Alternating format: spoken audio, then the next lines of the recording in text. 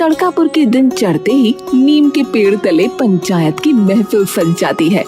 पंचायत के बीचों बीच गांव के सबसे प्रतिष्ठित और सबसे आदरणीय पंडित खड़े हैं और गांव का हर इंसान उनकी बात एकदम कान लगाकर सुन रहा था। सर्वप्रथम तो सभी गांव वासियों का इस पंचायत में आने के लिए बहुत बहुत धन्यवाद कि आप सब लोग अपना कीमती समय निकालकर यहाँ पधारे। अरे पंडित जी, आप अगर आधी रात को भी बुलाओगे ना, हम तो तब भी आ जाएंगे। बताइए क्या हुक्म है? अरे बस, ये तो आप लोगों का प्रेम है मेरे लिए। मैंने बस कुछ आवश्यक सूचना आप लोगों को देने के लिए यहाँ पर एकत्रित किया है, सरपंच जी से प्रार्थना करके। बेझिझक बताइए पंडित जी। देखिए, अब कुछ ही दिनों पश्चात अश्विन माह प्रारंभ होने वाला है, ये तो आप सबको पता ही है। जी पता है पंडित जी। तो मैं बस आपको ये याद दिलाना चाहता हूँ कि इस महीने पितृपक्ष भी आने वाले हैं, जिसमें आप सबको पता ही है कि इस महीने हमारे पितरों का श्राद्ध किया जाता है और उनकी तिथि में उनका भोग निकाला जाता है। पर कुछ ऐसी आवश्यक चीजें हैं जिनका हमें पितृपक्षों में विशेष ध्यान रखना होता है। वो क्या है पंडित जी? पितृपक्ष में 2 चीजों का विशेष ध्यान हमें रखना होगा कि कोई इस काल अवधि में ना तो अपने केश कटवाए और ना ही अपने नाखून काटे, क्योंकि इस अवधि में ये दोनों कार्य एकदम ही अशुभ और वर्जित माने जाते हैं। पंडित जी की ये बात सुनकर झुमरू नाई थोड़ा चिंतित होने लगा। ऐसे तो कैसे बात बनेगी है? पितृपक्ष तो पूरे 15 दिन चलता है, मतलब 15 दिन तक कोई कमाई नहीं। चिंता मत करो झुमरू, मैं जानता हूं कि 15 दिन भले ही ग्राहक कम होंगे तुम्हारी दुकान पर, परंतु ये याद रखो, श्राद्ध हम इसीलिए करते हैं ताकि हमारे पूर्वजों की कृपा दृष्टि हम पर बनी रहे। सुना है ना, पितृ तृप्त तो सर्व तृप्त। अगर पितृ प्रसन्न रहेंगे तो घर पर भी सदैव सुख समृद्धि बनी रहेगी। झुमरू मुस्कुराता है। ठीक है पंडित जी, तो फिर मैं भी अपनी दुकान पितृपक्ष खत्म होने तक बंदी रखूंगा। हाँ, बहुत अच्छे। पितृ देवो भव। झुमरू अपने हाथ जोड़ पंडित जी को प्रणाम करता है। ठीक है सरपंच जी, बस यही बताना था सभी ग्रामवासियों को। अब मैं अपनी कुटिया में चलता हूँ, मेरे यज्ञ का समय हो गया है। सब गांव वाले पंडित जी की बात से सहमति रखते हुए वापस जाने लगते हैं। लेकिन उसी पंचायत में खड़ा कनुआ इस बात से बहुत नाखुश होता है। अरे पता नहीं क्या लगा रखा है? ऐसे कैसे 15 दिन लोगों के बाल ना काटूं? मेरी दुकान की वैसे ही ग्राहकी कम है। कनुआ एक दराज से कटोरी बाहर निकालता है जिसमें दही रखी हुई है। कनुआ वो दही निकालकर ग्राहक के सिर पर लगा देता है। तभी कनुआ का बेटा पप्पू उसकी दुकान पर उसका लंच लेकर आ जाता है। पप्पू की आंखें एकदम लाल और बाल पूरी तरह से बिखरे हुए थे। पापा। क्या है? अरे भड़क क्यों रहे हो? डिब्बा लेके आया हूँ आपका। कोई शौक नहीं है मुझे वरना यहाँ आने का। कनुआ पप्पू की ओर देखता है। ये हुलिया क्या बना रखा है तूने? अरे क्या है आपको? मेरे पीछे क्यों पड़े रहते हो? तेरे कर्म ही ऐसे हैं। शक्ल देखी अपनी एक बार आईने में है? पूरी रात पढ़ रहा था मैं, पीछे पड़े रहते हो जब देखो। हाँ पता है तू कितना पढ़ता है वो तो मुझे। तभी ग्राहक को धीमी धीमी उस दही की सुगंध आने लगती है। अरे कनुआ भाई, ये क्या लगा दिए भाई? इसमें से तो बदबू सी आ रही है। अरे ये लेप है, लेप, वो भी बड़े खास सामग्री से बना हुआ। अच्छा होता है ये बालों के लिए, चिंता मत करो, बालों की जू एकदम खत्म हो जाएगी। हाँ। तभी एकदम से पप्पू उस दही की कटोरी की ओर देखता है और चौंक कर कनुआ को देखने लगता है। कनुआ वो लेप लगाकर टूटी के पास जाकर अपने हाथ धोने लगता है। तभी पप्पू उसके पास आता है। पापा, ये कौन सा लेप लगा रहे हो आप इसे? अरे कोई लेप वेप ना है, मेरी बचाई हुई जूठी दही है कल रात की। हाँ ठीक चक्कर बाज हो आप तो। अरे बेटा 15 दिन अब कोई कमाई नहीं होने वाली, तो तू अब देख इससे पैसे कैसे निकलवाता हूं। देख हाँ भाई साहब, आपके हो गए 200 रुपए। क्या? कितने? 200 भाई साहब, 200। क्या बकवास है भाई ये? इतने किस चीज के? भाई उस लेप के जो तुम्हारे सिर पे लगाया है। पर मैंने तो कहा भी नहीं था उस बदबूदार लेप को लगाने का। वाह भाई वाह, एक तो तुम्हारी भलाई का सोचो, ऊपर से मुझ पे ही भड़क रहे हो। मेरी भलाई भला कैसे इसमें? इसकी वजह से तुम्हारे जो बाल टूट रहे थे अब नहीं टूटेंगे, एक ही बारी में ठीक कर देता ये। अच्छा ऐसा है क्या? हाँ और क्या। चलो फिर तो ले लो, फिर ठीक है। ग्राहक उसे पैसे देकर चला जाता है। अच्छा मुझे दो ये पैसे। किस बात के? पप्पू सीधा कनुआ के हाथ से पैसे झपट लेता है। किताबें खरीदनी है और बाद में सवाल जवाब। ऐसी गंदी औलाद न मिले किसी को, है न बात करने का तरीका है ना अकल है। एक तो वैसे ही पंडित जी ने 15 दिन के लिए दुकान ठप करवा दी, और जो पैसे आ रहे वो ये हरामजादा लेकर चला जाता है। कनुआ बैठकर खाना खाने लगता है। कुछ ही दिनों बाद श्राद्ध शुरू हो जाते हैं। गांव के सभी लोग प्रण खा लेते हैं कि 15 दिन तक बाल नहीं कटवाएंगे। पितृपक्ष शुरू हुए कुछ ही दिन हुए थे कि गांव में तभी अजीब अजीब अफवाहें फैलने लगी। सरपंच जी, मेरा तो बिल्कुल ही धर्म भ्रष्ट हो गया। रात को पूरे बाल थे, एक एक बाल था, लेकिन आज जब सो के उठा तो देखा कि आधे बाल गायब है। अब बताओ, मेरे पूर्वज तो थूक रहे होंगे मुझ पर कि कैसे कपूत ने वंश में जन्म ले लिया। हे भगवान, ये चल क्या रहा है? तुमसे पहले 3 लोग और आए थे मेरे पास, कल और परसों। किसी की दाढ़ी काट ली और किसी के बाल। मेरे तो समझ में नहीं आ रहा कि ये सब हो क्या रहा है। मुझे तो लग रहा है कि ये सब कोई भूत वगैरह कर रहा है। अरे पागल वागल है क्या? हाँ सरपंच जी, और नहीं तो क्या। जरूर कोई ना कोई पूर्वज हमसे गुस्सा है, तभी ये सारी चीजें हो रही है। अरे ये क्या बात हुई? हाँ सरपंच जी, यही बात है। अभी गांव वालों को जाकर बताता हूँ ये सारी बात। अरे नहीं नहीं भाई। वीरू सरपंच की बिना कोई बात सुने वहाँ से चला जाता है। अरे अरे अरे वीरू, अरे सुनो भाई, अरे चला गया। अब ये पूरे गांव में तहलका मचवाएगा। हाँ अगले दिन तक ये बात पूरे गांव में फैल जाती है। पूरे गांव में अब अफरा तफरी मचने लगती है।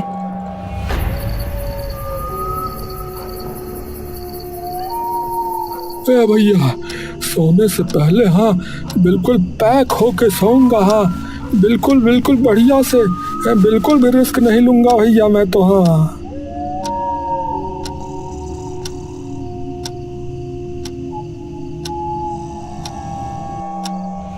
हर दिन अब सरपंच के घर ये शिकायत आती कि किसी ने उसके बाल काट लिए, तो किसी ने उनकी मूछें या दाढ़ी।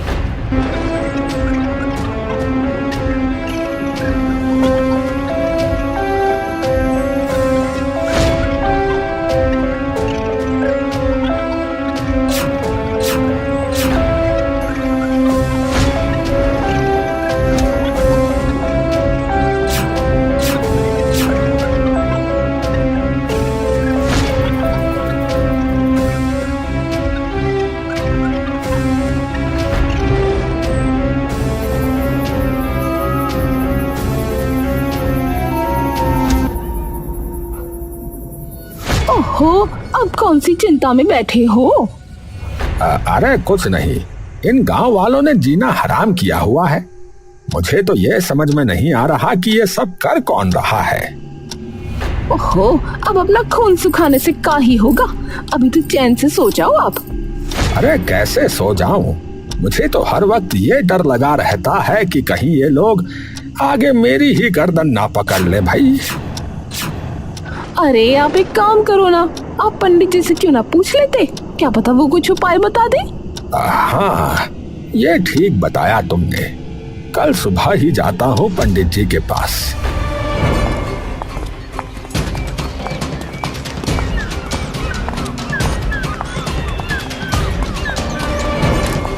ओम नमो नारायण भगवते वासुदेवाय। अरे पंडित जी। पंडित जी आकर दरवाजा खोलते हैं और सरपंच तभी उनके पैर छू लेता है। प्रणाम प्रणाम पंडित जी, प्रणाम। आयुष्मान भव। आइए आइए सरपंच जी, भीतर आइए। अब बताइए सरपंच जी, आपने आज कैसे याद किया? पहली बात तो पंडित जी, आप तो नाम से ही बुलाया करें मुझे, आपका तो मैं बच्चा ही हूँ। दूसरी बात पंडित जी, आप भी सुन ही रहे होंगे कि गांव में कैसा बवाल मचा पड़ा है कि भूत प्रेत लोगों के बाल दाढ़ी काट रहे हैं। तो मैं बस यही पूछने आया हूँ पंडित जी कि ये सब हो क्या रहा है? ये तो मुझे नहीं पता, क्षमा करना कि ये सब क्या हो रहा है। पता नहीं, गांव के लोग कह रहे हैं कि किसी पितर की आत्मा गुस्से में है तो वो ये कर रही है। अरे ऐसा संभव नहीं है। पितर सबके अपने अपने होते हैं। अगर वो क्रोधित भी हुए हैं तो सिर्फ अपने वंश पर होंगे, औरों को नुकसान नहीं पहुंचाते वो कभी। तो ये सब कौन कर रहा है? होगा कोई शरारती व्यक्ति, गांव वालों को परेशान करने के लिए कर रहा होगा। हाँ, तो मुझे लगता है कि कल मुझे पंचायत बिठानी ही पड़ेगी। जैसी आपकी इच्छा सरपंच जी। तो ठीक है पंडित जी, चलता हूं मैं। प्रणाम। सरपंच एक बार फिर से पंडित जी के पांव छूता है। कल्याण हो।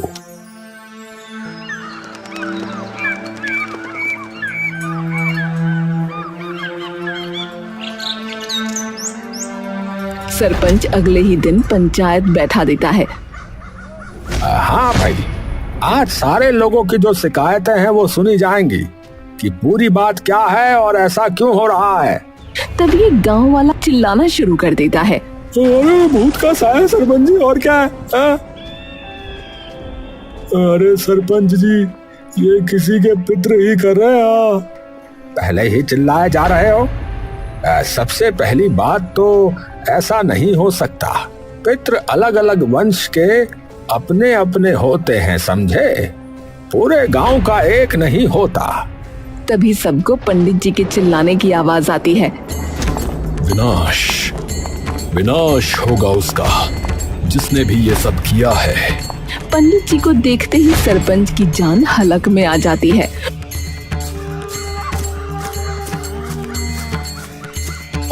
पंडित जी, क्या हुआ? पापी, घोर पापी, दुष्ट इंसान है वो, दुष्ट। कौन पर? तभी पंचायत में वीरू बोल पड़ता है। देखा, हम कह रहे थे ना कि कोई भूत ही कर रहा है। अब बेशक पंडित जी से पूछ लो। वो कोई भूत नहीं है, वो कोई दुष्ट कपटी व्यक्ति है। इंसान है? हाँ सरपंच जी। आपको कैसे पता? क्योंकि मैंने स्वयं अपनी आंखों से देखा उसे। कैसा दिखता था और कौन था? उसका मुंह कंबल से ढका था, पर जब वो चुपके से मेरी दाढ़ी काट रहा था तो एकदम से मेरी आंखें ध्यान से खुल गईं और वो एकदम से हड़बड़ा कर वहां से भाग गया, जिसमें उसकी कैंची नीचे गिर गई। हाँ, दिखाइए जरा, क्या पता कुछ पता ही लग जाए उस कैंची से। पंडित वो कैंची निकाल कर दिखाता है। कैंची देखते ही खुशी से कनुआ की आंखें बड़ी हो जाती हैं। ये तो कनुआ आंखों की पुतलियां पंचायत में खड़े झुमरों की तरफ मोड़ता है। वाह वाह, क्या किस्मत खोली है भगवान। कनुआ दौड़ता हुआ सरपंच के पास आता है। अरे मुझे पता है ये किसकी है सरपंच जी। है? किसकी? अरे देखो, ये लोहे की कैंची है और ऐसी कैंची कोई ना ही इस्तेमाल करता है बस। और वो इस गांव में बस 2 हैं। अब इसकी अंगूठियां देखो, चौकोर है, गोल नहीं। तो तू कहना क्या चाहता है? साफ साफ बता। मैं ये कहना चाहता हूँ कि मैंने आज तक गोल अंगूठियां वाली कैंची कभी इस्तेमाल नहीं करी। वो इस्तेमाल करता है तो सिर्फ एक इंसान। ये सुनते ही झुमरू का चेहरा एकदम से सफेद पड़ जाता है। सभी झुमरू की ओर देखते हैं। ये क्या नहीं, ये मेरी कैंची नहीं है भाई। अब तो इसके सारे ग्राहक मेरे, भर के पैसे कमाऊंगा। हाँ, अरे तो किसकी? तेरे अलावा तो इस्तेमाल करता नहीं है कोई ऐसी कैंचियां। तुम्हारी भी तो हो सकती है। क्या हुआ अगर चौकोर है तो? बाल तो तुम भी काटते हो। अरे पर मेरी उंगलियों में ठीक से नहीं बैठती, ये देखो। कनुआ उस कैंची में अपनी उंगलियां डालने की कोशिश करता है, लेकिन उसकी उंगलियां उसमें जाती नहीं। मेरी उंगलियां तो जा भी नहीं रही इसमें। और अब एक बार झुमरू तू डाल के दिखा इसे अपनी उंगलियों में। झुमरू डरा सहमा आगे आता है और अपना हाथ कनुआ की ओर बढ़ाता है। कनुआ उसके अंगूठे और उंगली में वो कैंची डालता है तो वो कैंची उसकी आसानी से आ जाती है। एकदम फिट बैठी है ये तो। सभी लोग चौंक जाते हैं। हाँ, तो तूने किया ये झुमरू है? और क्यों? मैंने नहीं किया सरपंच जी, मैंने नहीं किया, मेरा यकीन करिए, माँ कसम। अरे आ गया होगा गुस्सा इसे, क्योंकि इसकी दुकान बंद करवा दी 15 दिनों के लिए, इसीलिए बेचारे पंडित जी की भी दाढ़ी काट दी इसने। हाँ, अरे मैंने कुछ नहीं किया, आप लोग मेरा विश्वास कीजिए। तो फिर तेरी कैंची यहाँ कैसे आई ये बता। अरे तो जरूरी थोड़ी है कि मेरी कैंची है तो मैंने ही कराओ। और कौन हो सकता है? और उसके पास तेरी कैंची क्या कर रही है ये बता। देखो भाई, झुमरू को तो मैं अच्छे से जानता हूँ, वो ये सब नहीं कर सकता। अरे पर तभी पंचायत में से एक और इंसान चिल्ला पड़ता है। अरे ये जरूर इस कनुआ लालची ठगनाई की साजिश होगी, इसने चुरा के ये सब किया होगा। क्या झूठ मूठ कुछ भी बोले जा रहा है? सच बोल रहा हूँ, उस दिन मेरे बालों में भी पता नहीं क्या गंदी चीज लगाई और 200 रुपए ले लिए, ये कह के कि बाल टूटने से बचेंगे। उसके बाद तो ऐसे टूटे बाल कि बस देख लो खोपड़ा मेरा। अरे तो इसका मतलब मैंने थोड़ी किया है ये सब। अरे रुको, सब लोग चुप हो जाते हैं। पंडित जी, आपने कुछ और भी देखा था उसके पास जिससे आप उसे पहचान लो? और कुछ तो याद नहीं, परंतु हाँ, उस वक्त उसने कंबल ओढ़ रखा था। अच्छा, अगर जो कंबल आपको दिखाएं तो पहचान पाओगे कि ये वही है या नहीं? हाँ अवश्य, उस पर कुछ अलग सी कोई कलाकारी हो रखी थी। हाँ तो ठीक है, फिर इन दोनों के घर जाकर देखते हैं। अगर वो कंबल मिला इनमें से किसी के भी घर तो गुनहगार वही इंसान होगा और ये पंचायत उसका फैसला तभी के तभी कर देगी। सबसे पहले कनुआ तेरे घर जाएंगे। हाँ चलो, मुझे किस बात का डर जब मैंने कुछ किया ही नहीं तो। सब लोग कनुआ के घर आते हैं और उसके कमरे में सब कुछ उलट पलट कर देखने लगते हैं। पप्पू अपने पापा के साथ बाहर खड़ा ये सब देख रहा होता है। पापा, ये लोग क्या कर रहे हैं? अबे कंबल ढूंढ रहे हैं? कंबल? हाँ, पंडित जी को उस बाल काटने वाले का कंबल याद है तो उसे ही ढूंढ रहे हैं। मुझ पे उंगली उठा रहे थे, मैंने कह दिया बेशक आ जाओ। पापा, पर ये थोड़ी होगा, यहाँ कैसे हो सकता है? मैंने भी वही बोला पर माने ही नहीं। सभी लोग बाहर आते हैं पंडित के साथ। अंदर तो नहीं है सरपंच जी। ठीक है, अब झुमरू के घर चलते हैं। तभी पंडित जी जोर से चिल्लाते हैं। अरे ये रहा। पंडित जी भाग कर एक कमरे में जाते हैं और वो कंबल उठा लाते हैं। यही तो है वो। सरपंच खून भरी निगाहों से कनुआ की ओर देखता है। तो तू ही है जिसने ये कांड किया है? कनुआ एकदम से डर के थर-थर आ जाता है। अरे पर ये कंबल, ये कैसे हो सकता है? ये कंबल तो मेरे बेटे का है, रात को ओढ़ के सोता ही ऐसे। कनुआ पप्पू की ओर आंख मोड़ता है लेकिन वहाँ कोई नहीं होता। अरे कहाँ गए? सभी गांव वाले इधर उधर देखने लगते हैं। तभी एक गांव वाले की आवाज आती है। अरे भैया, वो रहा बाहर, अरे भागे जा रहा भैया, अरे पप्पू के बच्चे रुक जरा। अरे कोई नहीं जाएगा, सिर्फ मैं जाऊंगा उसके पीछे, नालायक कहीं का। अरे रुको, कुछ लोग साथ में भी लेके चलो, है? पता नहीं कहाँ गया होगा। शाम हो चुकी होती है। उसका पीछा करते करते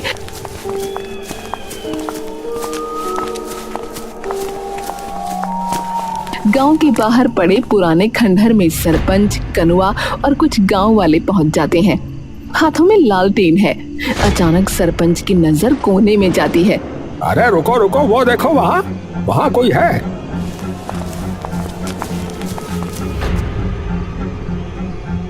अरे ये तो सरपंच के पैरों तले जमीन खिसक जाती है। चेहरा गुस्से से लाल हो जाता है। रामन? सरपंच माथा पकड़कर जमीन पर बैठ जाता है और रोने लगता है। अरे नालायक है, कम अकल, मेरी इज्जत मिट्टी में मिला दी कमीने। ये ले, अभी मजा चखाता हूँ तुझे, ये ले, दुष्ट कहीं का। और तू हरामजादे, मुझे लगा ही था कुत्ते की जात तो तू है ही। अरे अब बस करो। किसी को मारने पीटने से कुछ प्राप्त नहीं होगा। पहले इनसे ऐसा कृत्य करने की वजह पूछिए। सुनो बच्चों, मुझे सच सच बताओ कि ये सब क्यों किया गांव वालों के साथ। दोनों बच्चे रोते रोते एक दूसरे की तरफ देखते हैं। अरे मेरा बाप तो देता ही नहीं था कुछ, अब तेरे बाप ने भी मना कर दिया है क्या? अरे देता है आराम से, पर दुकान पे पितृपक्ष की वजह से कोई आ नहीं रहा, तो वो भी कंजूसी कर रहा है। अब भाई माल खत्म होने वाला है, अब क्या करें? और जो गहने चुराए थे ना, उसके भी पैसे खत्म होने वाले भाई। यार एक काम करते हैं, गांव वालों को मजबूर करते हैं बाल और दाढ़ी कटवाने के लिए, और क्या है? कैसे भाई कैसे? अरे चुपके से जाएंगे और बाल दाढ़ी वगैरह काट देंगे उल्टे सीधे उन सब के हैं। ये फिर मजबूर होके जो है ना, जाना ही पड़ेगा फिर। हाँ यार, ये बात तो सही कही यार तूने। अरे तो फिर पंडित जी की दाढ़ी क्यों काटी रे? वो पता नहीं चला उस वक्त, क्योंकि नशे में था। मार साले का, नशे में था साला। कनुआ एकदम से उसे मारने भागता है और पंडित जी फिर से उन दोनों के बीच में आ जाते हैं। कलंक कहीं के हैं, कलंक कहीं के साले। रुको कनुआ और सरपंच जी, आप भी रुकिए। आप दोनों की भी इसमें कोई कम गलती नहीं है। सरपंच जी, आपने अपने बालक के साथ कुछ अधिक ही सख्ती बरती, और कनुआ तुमने कुछ अधिक ही लापरवाही।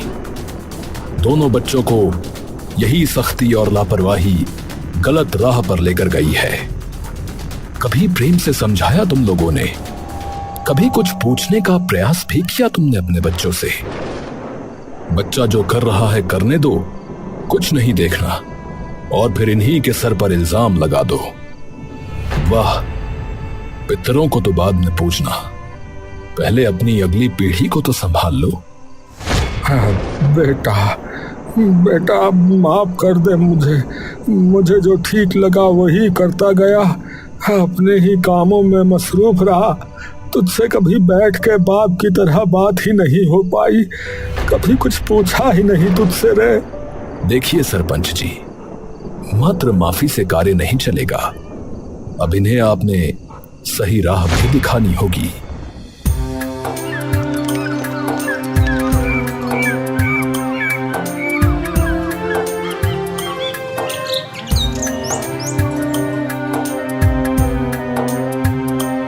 याद रखो, नशा मात्र एक इंसान को नहीं, वरन पूरे समाज को खोखला करता है। बच्चों को संभालो, उन्हें प्रेम दो, और अगर भटक जाएं तो मिलकर उन्हें वापस लाओ। यही तो निशानी होती है एक सशक्त गांव, एक सशक्त शहर और एक सशक्त समाज की।